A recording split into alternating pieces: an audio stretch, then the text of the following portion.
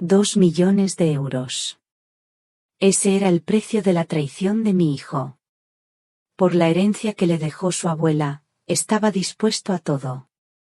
Incluso a ponerme una pistola en la cabeza mientras su mujer bloqueaba la puerta. Creían que un viejo asustado firmaría cualquier cosa. No contaban con que llevaba meses preparando mi respuesta en secreto. Se arrepentirían de todos y cada uno de sus actos. Antes de continuar, suscríbete al canal y cuéntanos desde dónde estás escuchando en los comentarios. Me llamo Julián. Tengo 72 años. 72 años vividos aquí, en esta misma tierra de Andalucía que se pega a las suelas de los zapatos y huele a olivo y a sol. Nací en esta casa. En la habitación de arriba, la que ahora tiene una pequeña gotera cuando llueve demasiado fuerte. Desde su ventana se ven las hileras de olivos, retorcidos y plateados, que plantó mi padre, y que yo cuidé con mis propias manos hasta que las fuerzas me abandonaron. Hubo un tiempo en que pensé que mi vida era un círculo perfecto. Nacer aquí, trabajar aquí, y un día, morir aquí, dejando la tierra a mi único hijo, Marcos. Un legado. Eso es lo que uno piensa. Un legado. Pero la vida no es un círculo.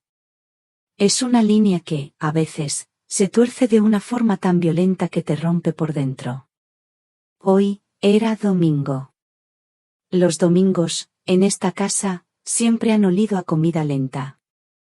A guiso de mi mujer, Isabel, que en paz descanse.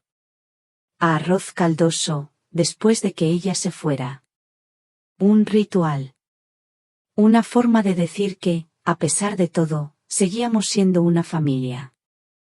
Había puesto la mesa en el porche, como siempre que el tiempo lo permitía. El mantel de cuadros, los platos de loza que Isabel compró en un mercadillo. El sol de la 1 de la tarde se filtraba entre las hojas de la parra, dibujando manchas de luz sobre la mesa. Mi nieto, Leo, parloteaba sin parar. Tiene 7 años. Es un torbellino de preguntas y de risas. Me contaba algo sobre un dibujo que había hecho en el colegio, sus pequeños ojos marrones brillando de emoción. Yo le escuchaba, o al menos, lo intentaba. Pero era difícil. Porque el silencio de su padre, Marcos, era un ruido sordo que lo llenaba todo. Estaba sentado frente a mí. Había apartado su plato casi sin tocarlo. Sus dedos no paraban de tamborilear sobre la mesa, un ritmo nervioso, impaciente. Su mujer, Elena, mi nuera, tampoco comía. Le lanzaba miradas rápidas a Marcos, miradas que yo ya había aprendido a descifrar. Eran miradas de urgencia. Vamos. Ahora. Yo seguía comiendo. Despacio. Llevándome la cuchara a la boca con una calma que no sentía. Pero que necesitaba aparentar. Por Leo. Y quizás, también por mí. Para convencerme de que aquel domingo era como cualquier otro. No lo era. Lo supe cuando Marcos dejó de tamborilear. Se hizo un silencio total. Incluso Leo se calló, como si un frío invisible le hubiera rozado la piel. Un golpe seco. El puño de Marcos. La mesa tembló. Las cucharas tintinearon en los platos. Leo dio un pequeño respingo y se me quedó mirando, asustado. Marcos se levantó. Su silla chirrió contra las baldosas del porche, un sonido agudo, feo. Sus ojos estaban inyectados en sangre. Su cara era la de un extraño. Estoy harto de esperar, dijo, con la voz rota por una rabia que venía de muy adentro. Abrió la cremallera de la pequeña riñonera que llevaba siempre consigo. Y de dentro, sacó algo oscuro. Metálico. Una pistola. Mi nieto ahogó un grito y se encogió en su silla, haciéndose una bolita. Elena no se movió. No pareció sorprendida. Al contrario. Se levantó, sin prisa, y se colocó delante de la puerta que daba al interior de la casa, bloqueando la única salida. Marcos levantó el arma. Su mano temblaba, pero no de duda. Temblaba de pura furia. Y me apuntó. A mí. A su padre. Mi cuerpo se quedó quieto. Pero mi mente lo observaba todo con una claridad terrible. El cañón oscuro del arma. El nudillo blanco de su dedo índice sobre el gatillo. El pequeño lunar junto a su labio, ese que yo le besaba cuando era un bebé. Firma los papeles ahora. Gritó. Su voz se quebró. Firma de una maldita vez, o no me culpes de lo que pase. Los papeles. Estaban sobre una mesita auxiliar. Una carpeta de color crema que habían traído consigo. El arma de verdad no era la que sostenía en la mano. Eran esos papeles. Y entonces, en mitad del caos, del miedo de mi nieto, de la traición de mi hijo, ocurrió algo extraño. Yo no sentí miedo. Mi corazón no se aceleró. Mis manos, apoyadas en mis rodillas, no temblaron. Era una tristeza antigua, fría, que se había instalado en mis huesos hacía mucho tiempo. Una tristeza que ya lo esperaba todo. Incluso esto. Lo miré a los ojos. A los ojos de ese hombre que ya no era mi hijo. Levanté la cabeza. Lentamente. Y, no sé de dónde saqué las fuerzas, pero sonreí. No fue una sonrisa de desafío. Ni de burla. Fue una sonrisa cansada.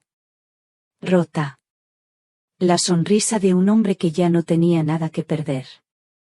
Con el dedo índice de mi mano derecha, temblando solo un poco, señalé hacia el interior de la casa. Hacia el salón. Señalé el viejo aparador de roble que heredé de mi padre. Señalé el cajón de arriba. El tiempo se detuvo en ese instante.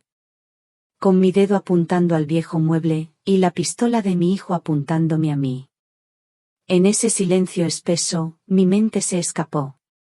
Se fue muy lejos de aquel porche bañado en sol y traición.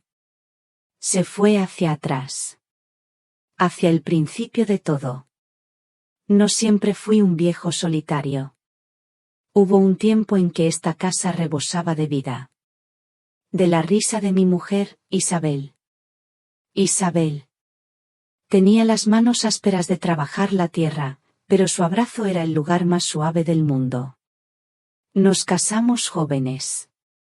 Sin nada más que nuestros brazos para trabajar y un amor que parecía capaz de todo. Este olivar no era como lo ven ahora. Eran apenas unas cuantas fanegas de tierra seca, con olivos viejos y descuidados que nadie quería. La gente del pueblo decía que estábamos locos. Que esa tierra no daría más que amarguras. Pero nosotros veíamos más allá. Veíamos el futuro.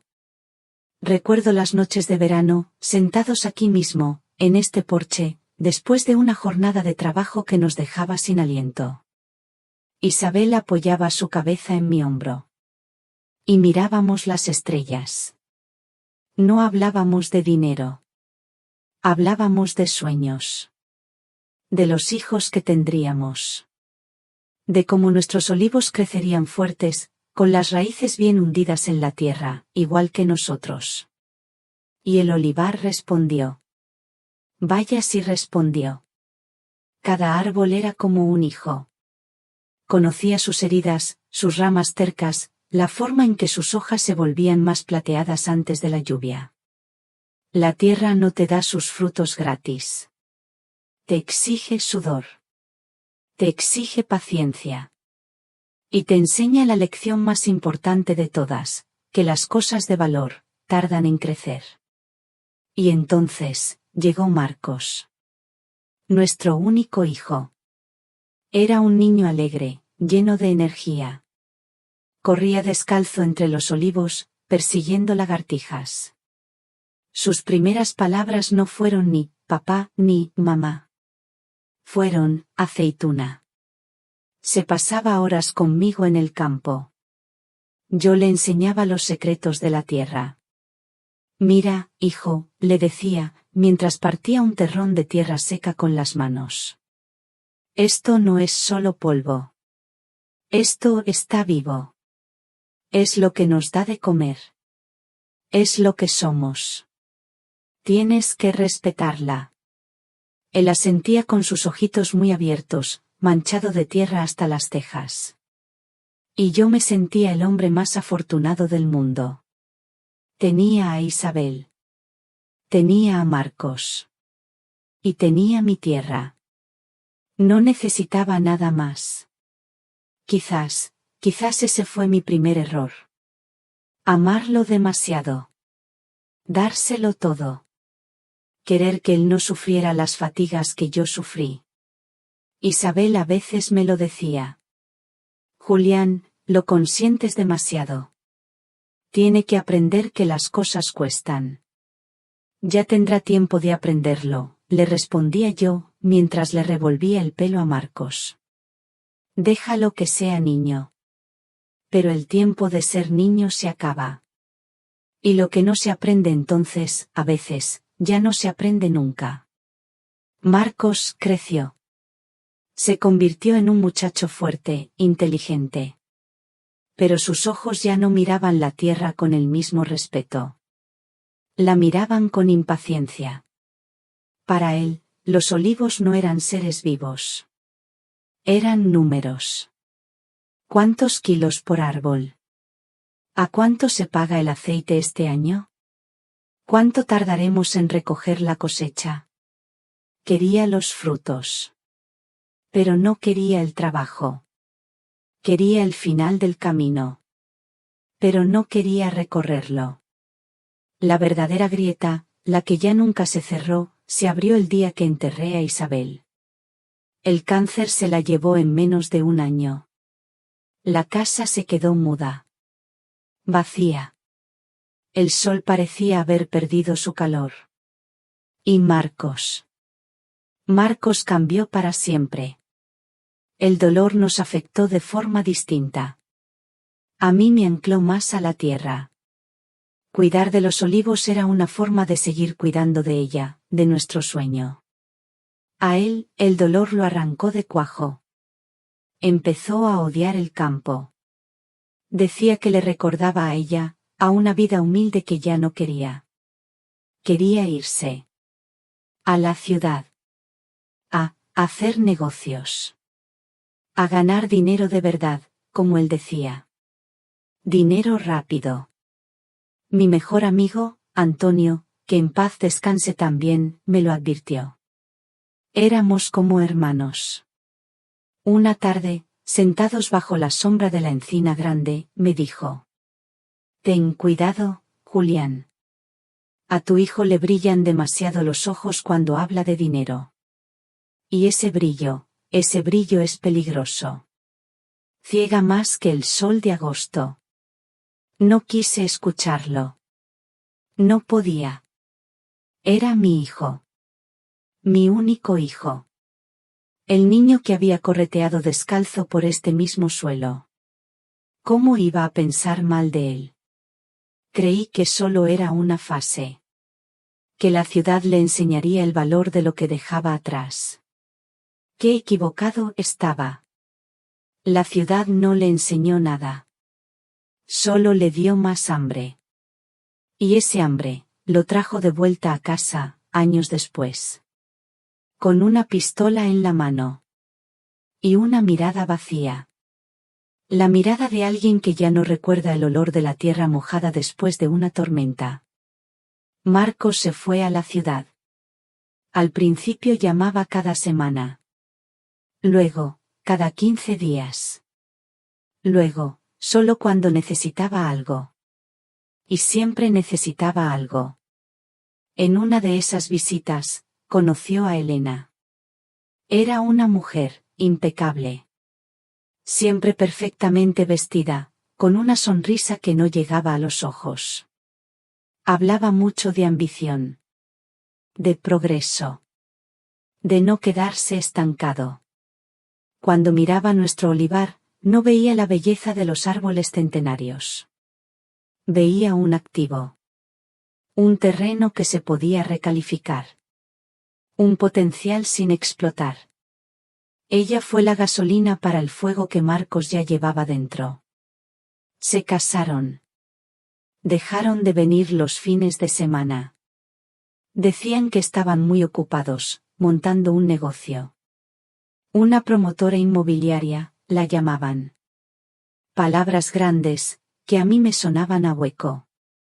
El dinero que sacó de la venta de unas tierras de su madre, las que Isabel le había dejado en herencia, se esfumó en oficinas de diseño y coches de empresa. Y entonces, empezaron las deudas. La primera vez que me pidió dinero, sentí como si me clavaran una astilla en el corazón. Papá, es solo un bache, me dijo por teléfono. Una pequeña falta de liquidez. En 2 meses te lo devuelvo todo. Palabra. Le di el dinero. Por supuesto que se lo di. ¿Qué padre no lo haría? No me devolvió nada. Y a los 6 meses, volvió a pedir. Esta vez, el doble. La excusa era diferente. Que si un socio lo había engañado. Que si el ayuntamiento había paralizado una licencia. Siempre había una excusa. Nunca era culpa suya. Cada vez que venían a casa, era como una obra de teatro. Elena hablaba de sus contactos importantes. Marcos dibujaba planes de negocio en servilletas de papel. Proyectos de miles y miles de euros. Y la conversación, de una forma u otra, siempre acababa en el mismo sitio. En mi libreta del banco. Y yo cedía. Una y otra vez. ¿Fue culpa mía? Ahora lo pienso, en la soledad de estas noches que se hacen tan largas, y creo que sí. Fue culpa mía. Mi amor se convirtió en su excusa. Mi ayuda no era un salvavidas. Era un colchón que le permitía seguir cayendo sin hacerse daño de verdad. Le estaba enseñando que sus acciones no tenían consecuencias. La última vez fue hace poco más de 1 año. La gota que colmó el vaso. O mejor dicho, la que lo rompió en 1000 pedazos. Apareció una tarde, sin avisar. Solo. Cosa rara, porque Elena siempre venía con él, como apuntalando su discurso.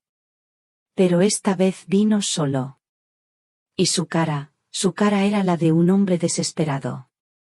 Se sentó en la cocina, en la misma silla donde se sentaba de niño para hacer los deberes. Y lloró. Un hombre de casi 40 años, llorando como un niño. Me contó que estaba arruinado. Que si no conseguía dinero, lo perdía todo. El negocio. La casa. Todo. Te lo juro, papá, me dijo, agarrándome las manos con una fuerza que me hizo daño. Esta es la última vez. La última. Solo necesito un empujón para salir a flote. 50.000 euros. Con eso pago al proveedor más importante y todo se arregla. Te lo juro por la memoria de mamá. Mencionó a su madre. A Isabel. Y esa fue la llave que abrió la última puerta de mi corazón. Y de mi cuenta corriente. Fui al banco al día siguiente. Saqué los ahorros de toda mi vida. El dinero que guardaba para mi vejez. Para no ser una carga para nadie. Se lo di en un sobre. 50.000 euros. Me abrazó. Un abrazo que se sintió falso, apresurado. Y se fue. Durante 2 meses, no supe nada de él. Ni una llamada. Lo llamaba yo, y no me cogía el teléfono. Me respondía con un mensaje corto. Estoy muy liado, papá. Ya te llamo. Pero nunca llamaba. La verdad la descubrí por casualidad. Por una carta del banco que llegó a mi buzón por error. Una notificación de la financiera de una marca de coches. Una marca de coches de lujo. A nombre de mi hijo. Fui al pueblo. A la sucursal. Le pregunté a Mateo, el director, que me conoce desde niño. Le pedí que, por favor, me mirara los últimos movimientos de la cuenta de mi hijo. Sé que no debía, pero él vio la angustia en mi cara. No había pagado a ningún proveedor. El dinero, mis 50.000 euros, se habían gastado en dos cosas. La entrada de un coche deportivo alemán. Y un viaje a las Maldivas para él y Elena. Las fotos estaban en sus redes sociales. Sonriendo en una playa de arena blanca. Con un cóctel en la mano. Aquella tarde, al volver a casa, sentí un frío que no tenía nada que ver con el tiempo. El frío de la traición. Me senté en el porche y miré los olivos. Mis olivos. Los que me habían enseñado el valor de la paciencia y del esfuerzo. Y comprendí. Comprendí que mi hijo estaba enfermo. Enfermo de codicia. Y que yo, con mi amor ciego, había sido el que le daba el veneno. Ese día, algo dentro de mí se endureció. Se secó. Como un olivo que ya no recibe agua. El amor seguía ahí, en algún rincón oscuro. Pero la confianza había muerto. Y supe que tenía que hacer algo. No por mí. Ya era tarde para mí. Sino por Leo. Por el legado. Por la memoria de Isabel. Dicen que el amor de un padre es incondicional. Pero, ¿debería ser también infinito? ¿Dónde está la línea que separa la ayuda de la complicidad en la destrucción? Me gustaría mucho leer lo que piensan en los comentarios, porque esa es la pregunta que me ha atormentado durante muchas noches. El dolor de la traición es curioso. Al principio quema. Quema tanto que crees que te va a consumir por dentro. Pero luego, si sobrevives a ese fuego, lo que queda es una ceniza fría. Dura. Y clara. Con esa claridad me levanté una mañana, 2 semanas después de descubrir lo del coche y el viaje. El sol entraba por la ventana de la cocina. Todo parecía igual que siempre. El olor a café. El zumbido de una mosca. Pero nada era igual. Yo no era el mismo. Cogí el sombrero de paja, el que usaba para ir al campo, y en lugar de ir hacia los olivos, caminé hacia el pueblo. La oficina de Mateo está en la plaza, justo encima de la farmacia. Mateo no es solo mi abogado. Es el hijo de mi amigo Antonio, el que me advirtió sobre Marcos. Lo he visto crecer. Es un buen hombre. Honrado. Y discreto. Entré en su despacho. Olía a papel viejo y a confianza. Siéntate, Julián, me dijo, con su voz tranquila. ¿Un café? No, gracias, Mateo, respondí. Vengo a hablar de cosas serias. Me senté en la silla de cuero que crujió bajo mi peso. Y se lo conté todo. Sin adornos. Sin lágrimas. Le conté lo del dinero. Lo de las mentiras. Lo del coche. Lo del viaje a las Maldivas. Y sobre todo, le conté el miedo que sentía. No por mí. Por el futuro. ¿Quiere el olivar, Mateo?, le dije. Él y su mujer. Lo quieren todo. Y lo quieren ahora. Y no se detendrán ante nada para conseguirlo. Mateo me escuchó sin interrumpir. Sus ojos, los mismos ojos serios de su padre, no se apartaron de los míos. Cuando terminé, se reclinó en su silla y se quedó un largo rato en silencio. ¿Qué quieres hacer, Julián? Me preguntó finalmente. Legalmente, puedes desheredarlo. Con lo que me has contado, tenemos motivos de sobra. Negué con la cabeza. La palabra desheredar me sonaba terrible. Antinatural. No. No quiero hacer eso, dije, y la voz se me quebró por primera vez. Sigue siendo mi hijo, Mateo. Por mucho que me duela, sigue siendo mi sangre. No quiero dejarlo en la calle. Pero, tampoco puedo dejar que lo destruya todo. No puedo permitir que el trabajo de tus abuelos, de mis padres y el mío se convierta en humo para pagar sus caprichos. Y sobre todo, está Leo. Al mencionar a mi nieto, mi voz recuperó su firmeza. Quiero proteger a Leo. Mateo asintió.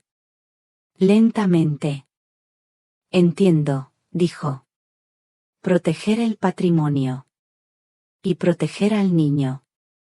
De acuerdo. Hay una forma. Es compleja. Y requiere paciencia. Y sangre fría. Y allí, en esa oficina silenciosa, con el murmullo de la vida del pueblo entrando por la ventana, trazamos el plan. Fue idea de Mateo.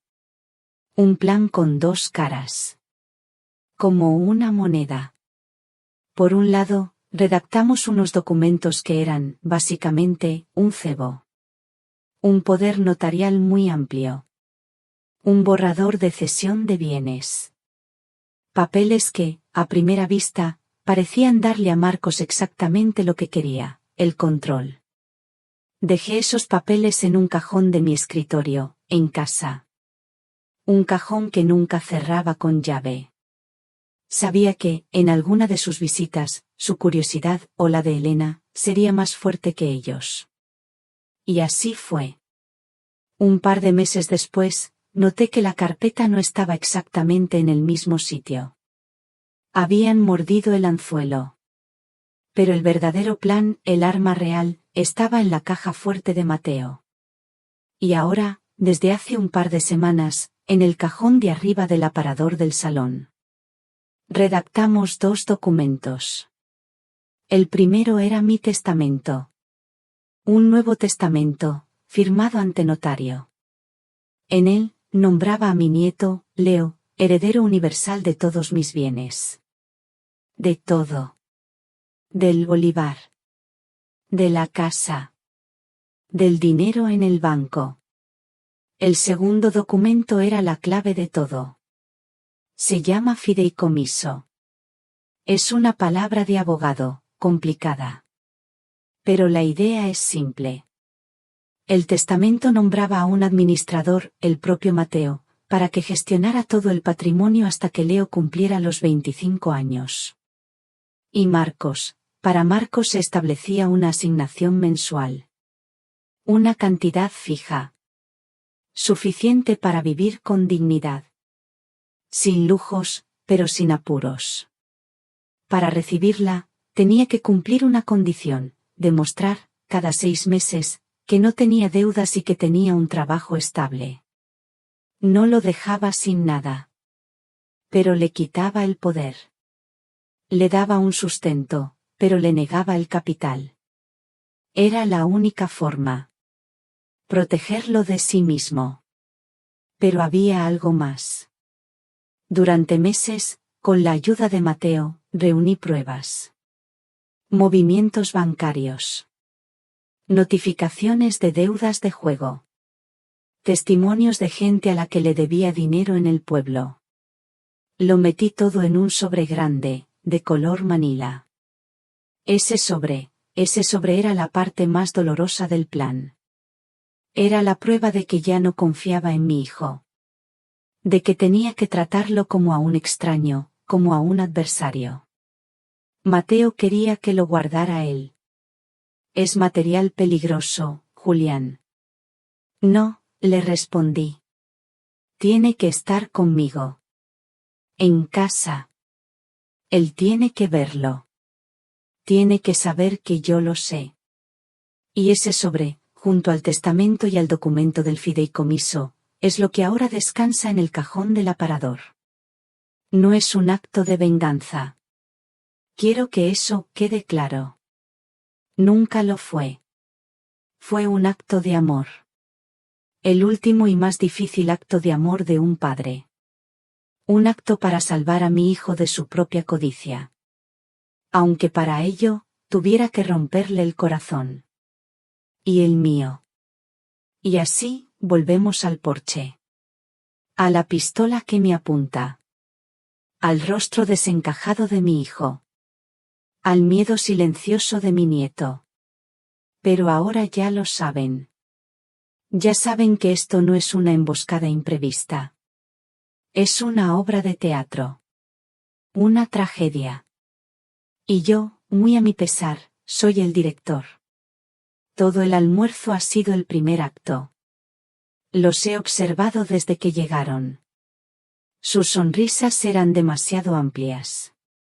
Sus abrazos, demasiado cortos. Elena me trajo un bizcocho. Ella nunca cocina. Lo dejó sobre la encimera de la cocina y ni siquiera lo partió. Era solo atrezo. Un objeto para aparentar normalidad. Marcos intentaba hablar de cosas triviales. Del tiempo. Del fútbol. Pero sus ojos no paraban quietos. Se desviaban constantemente hacia el interior de la casa. Hacia el salón. Hacia el aparador. Sé lo que buscaba. Buscaba la carpeta de color crema con los papeles falsos. La que yo había dejado a la vista durante meses. La que retiré de allí esta misma mañana. Yo seguí el guión. Hablé del campo. De la cosecha, que este año parecía que iba a ser buena. Serví el arroz. Le llené el plato a Leo 2 veces. Y entonces, lancé mi frase. La que sabía que prendería la mecha. Estoy cansado, hijo, dije, dejando caer la cuchara en el plato con un sonido metálico. 72 años ya pesan.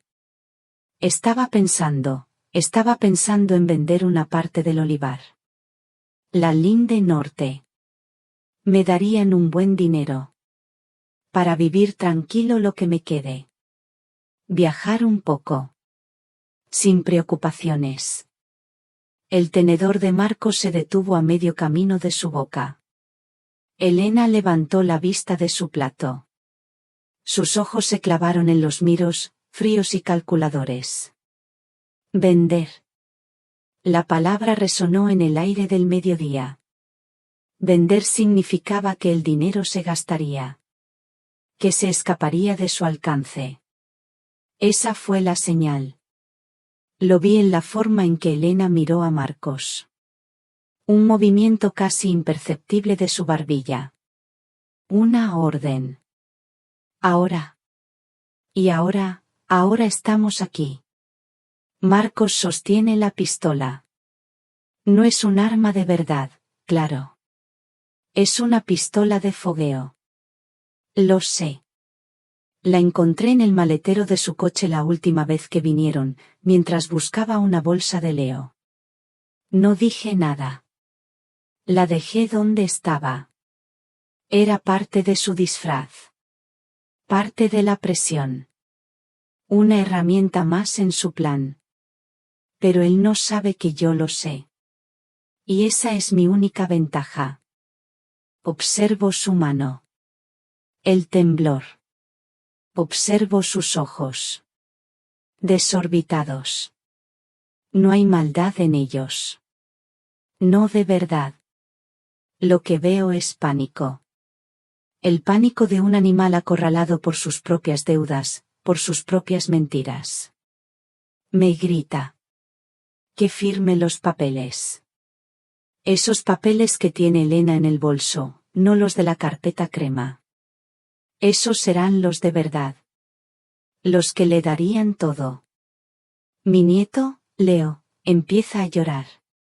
Un llanto bajito, ahogado. Y ese sonido, el llanto de mi nieto, es lo que me da la fuerza final. El telón de esta farsa tiene que caer. Ahora mismo. Miro a los ojos de mi hijo. Y esta vez, veo a través de la rabia, a través del pánico. Y lo que encuentro al otro lado es un vacío inmenso. La ausencia total de aquel niño que corría descalzo entre los olivos. Y me duele. Me duele más que si la pistola disparara una bala de verdad. Por eso sonrío. Una sonrisa de pura pena. Y por eso señalo el aparador. El silencio se alarga. 1 segundo. 2. Marcos frunce el ceño, confundido. La pistola baja un par de centímetros.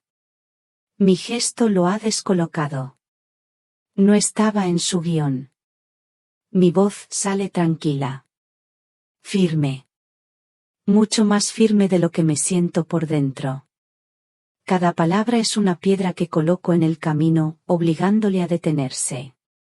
Marcos. Hago una pausa. Antes de que hagas algo de lo que te arrepientas toda la vida. Dejo que las palabras floten. Que pesen. Quizás deberías ver lo que hay en ese cajón.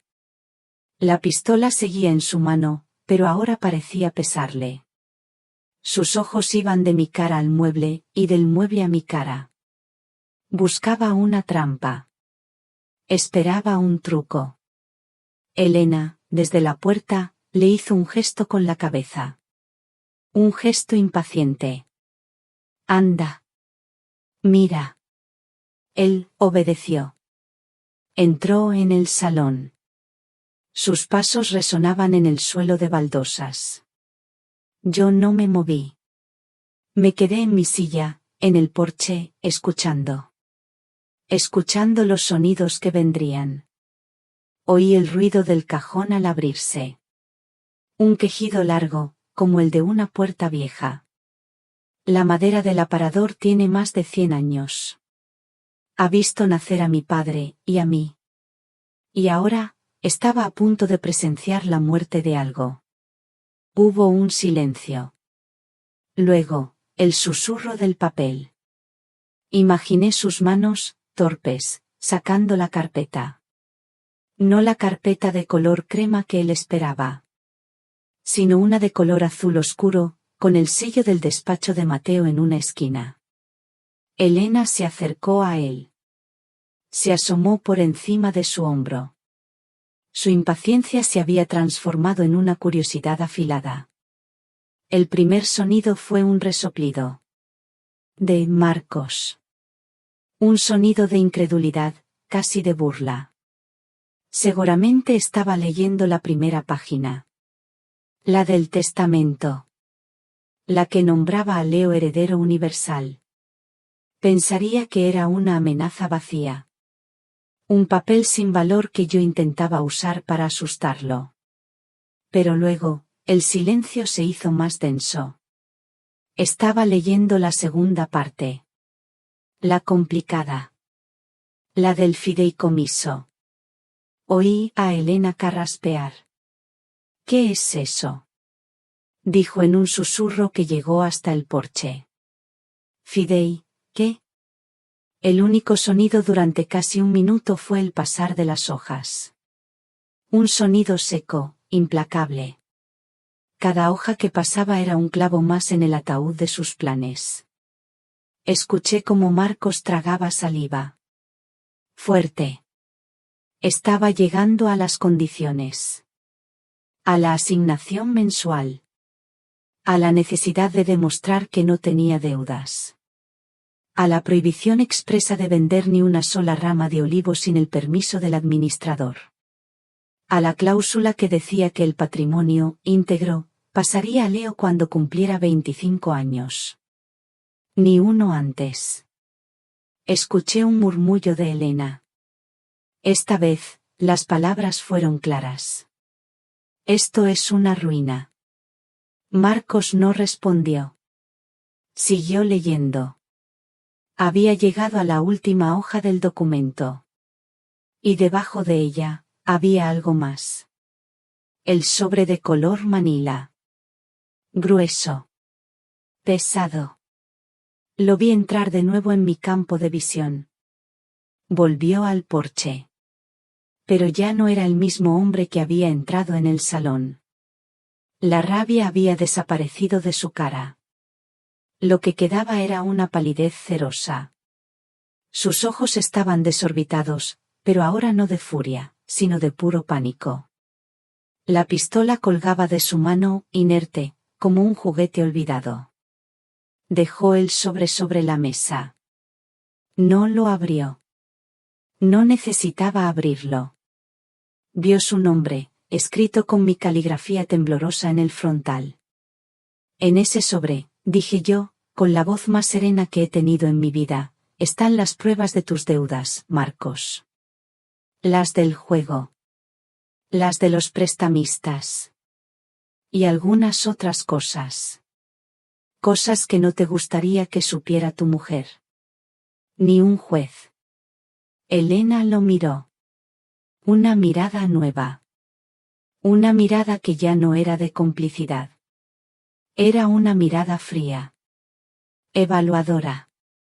Mateo, el abogado, continué, me aconsejó que lo llevara directamente al juzgado. Que presentara una denuncia. Dijo que era lo correcto. Hice una pausa. Pero no lo hice. Porque, a pesar de todo, sigo siendo tu padre. Esa última frase fue la que lo rompió. Marcos se desplomó en la silla que había abandonado antes. Dejó caer la pistola sobre la mesa. El golpe sordo del metal contra la madera fue el sonido final de la batalla. El arma de fogueo parecía ridícula ahora. Un trozo de metal inútil. Un símbolo patético de un poder que nunca tuvo. Abrió la boca para hablar, pero no le salieron las palabras. Solo un sonido ahogado, un gemido. Su castillo de naipes, construido con mentiras y amenazas, se había venido abajo. No con un estruendo, sino con el susurro de unas hojas de papel. El silencio que siguió fue peor que los gritos. Un silencio pesado, denso, donde solo se oía el llanto contenido de Leo, que seguía hecho un ovillo en su rincón. Marcos miraba los papeles sobre la mesa como si fueran serpientes. Su pecho subía y bajaba, de forma irregular. Y entonces, estalló. No fue un grito de rabia. Fue un aullido. El aullido de un animal herido. Se levantó de un salto, pero no vino hacia mí. Con un manotazo, barrió todo lo que había sobre la mesa. Los platos de loza de Isabel saltaron por los aires y se hicieron añicos contra el suelo. El arroz, la comida a medio comer, la jarra de agua, todo se mezcló en un amasijo sucio y triste sobre las baldosas. No.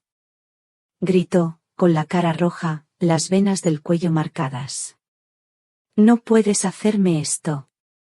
Se agarró el pelo con las dos manos, tirando de él.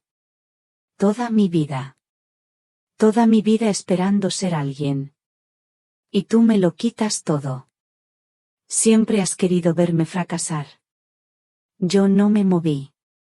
Me quedé sentado, mirando los trozos rotos de la vajilla de mi mujer. Cada pedazo era como un año de mi matrimonio. Hecho trizas. Nunca has creído en mí, continuó, la voz rota por los sollozos. Siempre pensando que era un inútil. Un manirroto. Pues lo has conseguido. Has destruido a tu propio hijo. Las palabras dolían. Claro que dolían. Eran injustas. Eran mentira. Pero dejé que salieran. Dejé que me golpearan. Quizás me lo merecía. No por lo que decían, sino por no haber visto antes al hombre que las pronunciaba. No, Marcos, dije, con una voz que sonó cansada, vieja.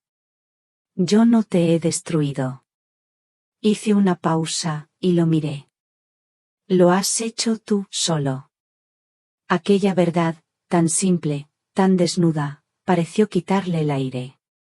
Se quedó sin palabras. Solo jadeaba, mirando a su alrededor, a los restos del naufragio que él mismo había provocado. Y en ese momento, Elena se movió. No había dicho una sola palabra desde que todo empezó. Había observado la escena con una calma de hielo. Como si estuviera viendo una película. Una película en la que ella ya sabía el final. Con una tranquilidad que me heló la sangre, se dio la vuelta. Entró en el pequeño recibidor de la casa, donde colgamos las llaves. Oí el tintineo metálico del llavero del coche. Luego, volvió al porche. Llevaba su bolso colgado del hombro y las llaves en la mano. No miró a Marcos, que seguía de pie, temblando, en medio del desastre. Me miró a mí. Y por primera vez, vi algo parecido al respeto en sus ojos. No fue compasión. Ni pena. Fue el reconocimiento de un jugador hacia otro que ha ganado la partida. Asintió levemente con la cabeza. Un gesto mínimo, casi imperceptible. Luego, se giró hacia su marido. Su voz sonó clara. Sin un atisbo de emoción. Yo no puedo seguir viviendo así, Marcos. Él levantó la cabeza. La miró con los ojos llenos de lágrimas, como un niño que no entiende nada. Se acabó, dijo ella. Y esa palabra, acabado, sonó definitiva. Como el golpe de un martillo. Dio media vuelta. Y se fue. Sus tacones resonaron en el camino de grava. Clic, clic. Clic, cada paso, un clavo más en el ataúd de la vida de mi hijo. Se oyó el sonido de una puerta de coche al abrirse. Luego al cerrarse. El motor arrancó. El ruido del coche alejándose por el camino de tierra, hasta que se convirtió en un murmullo. Y luego, en nada. Silencio. Marcos se quedó de pie, en medio del porche, durante un minuto eterno. Mirando la puerta por la que se había ido su mujer. Y entonces, se derrumbó. Cayó de rodillas sobre los restos de la comida, sobre los cristales rotos de los platos. Y empezó a llorar. No como un hombre. Sino como un niño perdido. Un llanto desgarrador, que salía de lo más profundo de su alma vacía. El porche se quedó en silencio. Un silencio terrible, solo roto por los sollozos de mi hijo y la respiración asustada de mi nieto en el rincón. Una familia entera, rota en pedazos ante mis ojos. Si han llegado escuchando hasta aquí, les pido que me ayuden escribiendo un número 1 en los comentarios, para que yo sepa que todavía hay amigos que me acompañan en este viaje. Su presencia es el mayor ánimo para poder contarles la última parte de esta triste historia. Han pasado 10 años desde aquel domingo. 10 años. A mi edad, 10 años son toda una vida. Y a la vez, se pasan en un suspiro. Después de aquel día, el silencio se instaló en esta casa. Un silencio denso, pesado. Marcos se quedó una noche. No hablamos. A la mañana siguiente, cuando me levanté, ya no estaba. Se había ido. Se llevó su coche, algo de ropa y dejó atrás el desastre de su vida. Desde entonces, no lo he vuelto a ver. No sé dónde vive. No sé a qué se dedica. La única conexión que tengo con él es un papel. Una vez al mes, cada día 25, el banco me envía una notificación. Un apunte en la cuenta del fideicomiso. La transferencia de su asignación mensual. 1.200 euros. Cada mes. Durante 10 años. Ese apunte bancario es el único recordatorio de que mi hijo sigue vivo. Es un hilo invisible y doloroso. 120 veces he leído esa notificación. 120 punzadas en el corazón. Al principio, cada vez que llegaba la carta, me pasaba el día entero con una opresión en el pecho. Me preguntaba si estaría bien. Si le llegaría el dinero. Si pensaría en mí, en su hijo. Ahora ya solo siento una tristeza resignada. Como el que se acostumbra a vivir con un dolor crónico. Un par de años después, me enteré por gente del pueblo que Elena se había vuelto a casar. Con un constructor, un hombre importante de la capital. No me sorprendió. Ella era como una planta trepadora. Siempre buscando un muro más alto al que agarrarse. No sentí rabia. Sentí lástima. Lástima por mi hijo. La casa se quedó grande. Y silenciosa. Demasiado silenciosa para un viejo. Pero no estaba solo. Tenía a Leo. Ese niño fue mi ancla. Mi razón para levantarme cada mañana. Los primeros meses fueron difíciles. El recuerdo de aquel domingo lo había dejado marcado. Se asustaba con los ruidos fuertes. Por las noches, a veces, tenía pesadillas. No hablaba de lo que pasó. Y yo no lo forzaba. El tiempo, y la rutina del campo, son la mejor medicina. Lo crié como me crió mi padre. Con el olor a tierra y el ritmo de las estaciones. Le enseñé a podar los olivos. A distinguir cuando la aceituna está lista solo por el color. A escuchar el silencio del campo. Y poco a poco, vi cómo el niño asustado que se escondía en un rincón se convertía en un muchacho tranquilo. Observador. Y bueno. Tenía un corazón bueno. Un día, tendría él unos 12 años, estábamos sentados en el porche, limpiando unas herramientas. Y me preguntó. Abuelo, ¿por qué papá no viene nunca? Me quedé helado. Llevaba años temiendo esa pregunta. Había ensayado 1000 respuestas en mi cabeza. Pero en ese momento, se me borraron todas. Lo miré a los ojos. Eran los ojos de su abuela, de Isabel. Unos ojos limpios, que no merecían mentiras. Tu padre, empecé, buscando las palabras con cuidado, se perdió, Leo. Él me miró, sin entender. A veces, las personas mayores nos perdemos. Nos obsesionamos con cosas que no son importantes. Con el dinero, con el éxito. Y nos olvidamos del camino a casa. Y de la gente que nos quiere. Se quedó pensando. ¿Y mamá? Tu madre, respondí, con un suspiro, decidió buscar otro camino. Un camino diferente. No dije más. No le hablé de la pistola, ni de los gritos, ni de la traición. No quería sembrar odio en su corazón. Ya tendría tiempo la vida de enseñarle sus durezas.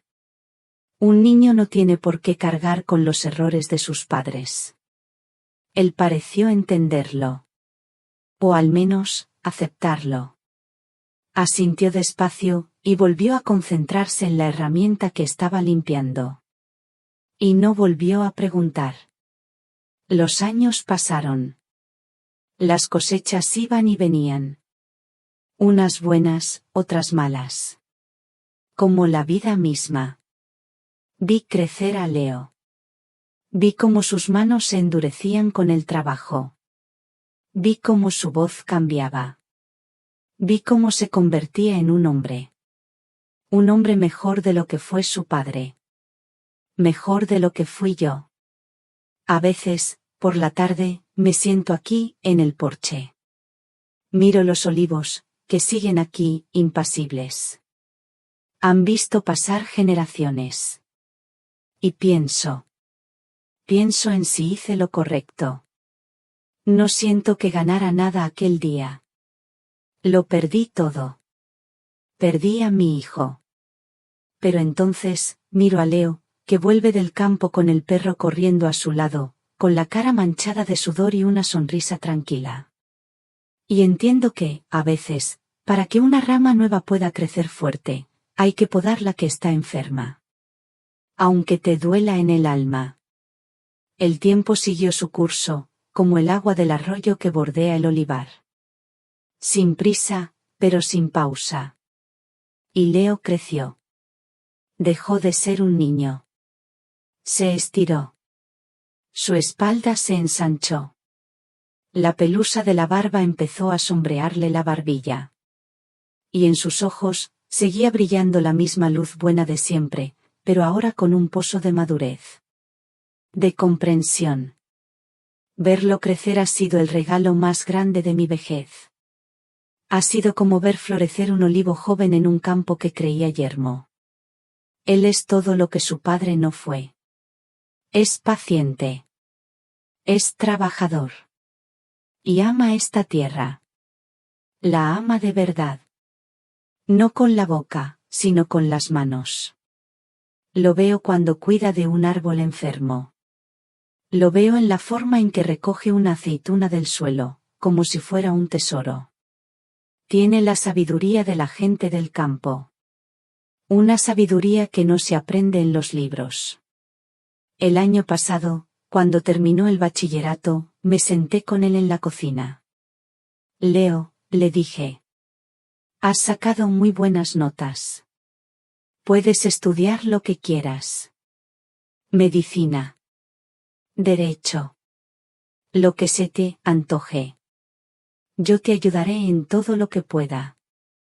El fideicomiso que te dejó tu abuela tiene dinero suficiente para que vayas a la mejor universidad. Él me escuchó, removiendo el café en su taza. Cuando terminé, levantó la vista. Lo sé, abuelo. Y te lo agradezco. Pero ya he decidido lo que quiero estudiar. Se hizo una pequeña pausa. Quiero ser ingeniero agrónomo. Me quedé mirándolo. Quiero aprender las técnicas nuevas, continuó, con una pasión tranquila en su voz. Cómo mejorar el rendimiento del olivar sin dañar la tierra. Cómo hacer un aceite aún mejor. Quiero que este olivar siga vivo otros 100 años. Quiero que esto no se pierda. En ese momento, sentí que se me llenaban los ojos de lágrimas. Hacía muchos años que no lloraba. Pero aquellas lágrimas no eran de tristeza. Eran de una felicidad tan pura, tan profunda, que casi dolía. Lo había conseguido. El legado no se había roto. La cadena continuaba. El sueño que Isabel y yo empezamos, aquel que mi hijo despreció, iba a seguir vivo en las manos de mi nieto. Me levanté y lo abracé. Y en ese abrazo, sentí que todo el dolor de los últimos años, por fin, encontraba un poco de paz. Hace 2 meses, cumplí los 82 años. 82. Se dice pronto. Ya son muchos años. El cuerpo protesta. Las mañanas me cuesta más levantarme. Pero el corazón se sentía en paz. Leo me organizó una pequeña celebración. Vinieron los vecinos, los amigos que me quedan. Comimos en el porche, en una mesa larga. Hubo risas. Hubo recuerdos. Fue un día feliz. Al día siguiente, cuando el cartero pasó por el camino, dejó una sola carta en el buzón. No era una factura. No era publicidad. Era una postal. La saqué del buzón. La miré. Por delante, tenía la foto de un olivo. Uno de esos olivos milenarios, con el tronco retorcido y gris, como la piel de un elefante. Un árbol que lo ha visto todo. Le di la vuelta. No tenía remite. Ni dirección. El matasellos era de una ciudad del norte que no conocía. Y en el espacio para escribir, solo había 4 palabras. 4 palabras escritas con una caligrafía rápida, casi temblorosa. La caligrafía de mi hijo. Felicidades por tu cumpleaños, papá. Me quedé de pie, junto al buzón, con la postal en la mano. El sol de la mañana me daba en la cara. El viento movía suavemente las hojas de los olivos. Leí esas 4 palabras una y otra vez. Felicidades por tu cumpleaños, papá. No había una disculpa. No había una explicación. No había una petición de volver. No había nada de eso. Solo 4 palabras.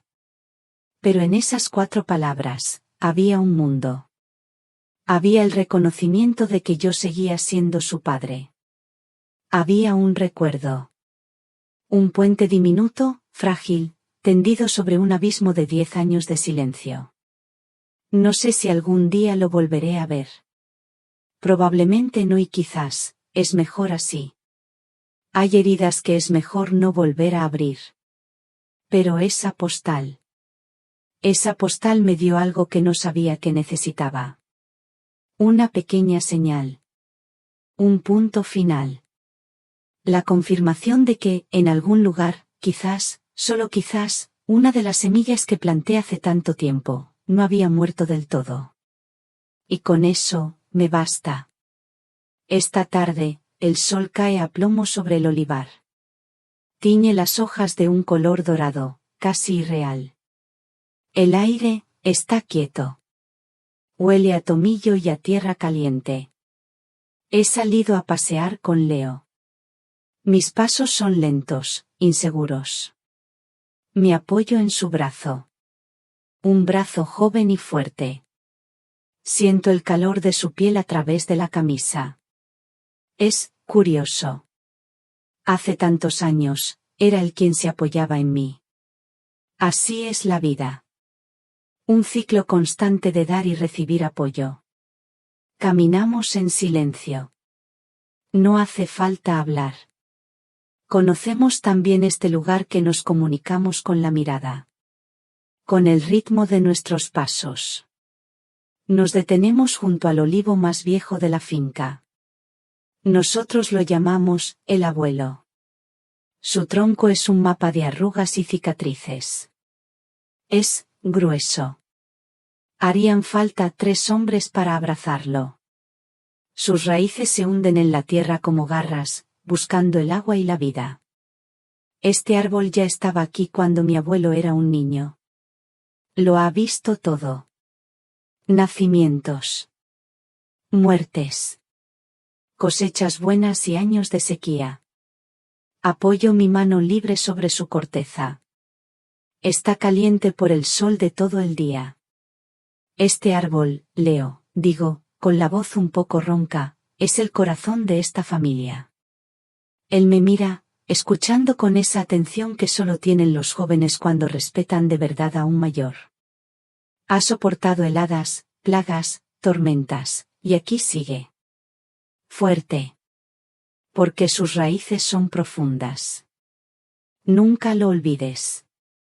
Lo que importa de verdad, en los árboles y en las personas, es lo que no se ve. Son las raíces. Respiro hondo. El aire del atardecer es limpio. Y decido que es el momento. El momento de entregarle el último legado. El que no está escrito en ningún papel. He cometido muchos errores en mi vida, hijo, le digo, llamándolo hijo sin darme cuenta. Sobre todo, con tu padre. Lo quise mal. Hago una pausa. Querer a alguien no es darle todo lo que pide. Es enseñarle el valor de lo que ya tiene. Es la primera lección. Miro hacia el horizonte, donde el sol ya es una bola anaranjada que se esconde detrás de las colinas. Y tú tienes que aprender la segunda. Las raíces de una familia se alimentan de respeto. De cariño. No de oro. El día que cortas esas raíces para quedarte con el tronco, el árbol entero se muere. Y te quedas solo con leña seca. Leo asiente, muy despacio. Sus ojos están serios. Entiende. Sé que entiende. Y la última lección, la más difícil de todas, es sobre el dinero. El dinero es como el agua del mar. Cuanta más bebes, más sed tienes. Nunca es suficiente. La verdadera riqueza, la que te llena de verdad, no se guarda en el bolsillo.